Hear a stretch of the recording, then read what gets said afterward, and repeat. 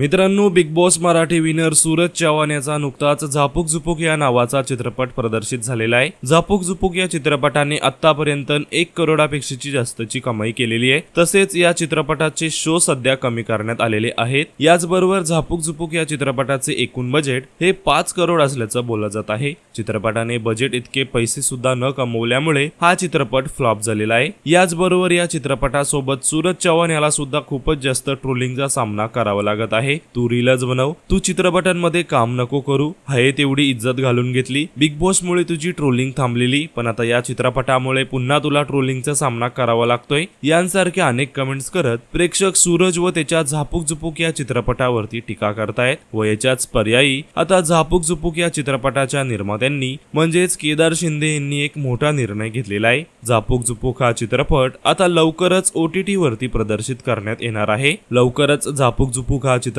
आपल्याला OTT वरती पाहायला मिळू शकतो। सूत्रांच्या माहितीनुसार जून महिन्यामध्ये आपल्याला झापूक झुपूक हा चित्रपट OTT वरती पाहायला मिळेल। तर मित्रांनो, तुम्ही झापूक झुपूक हा चित्रपट पाहिलात का? तसेच या चित्रपटाबद्दल तुम्हाला काय वाटतं हे आम्हाला कमेंट्स मध्ये नक्कीच सांगा।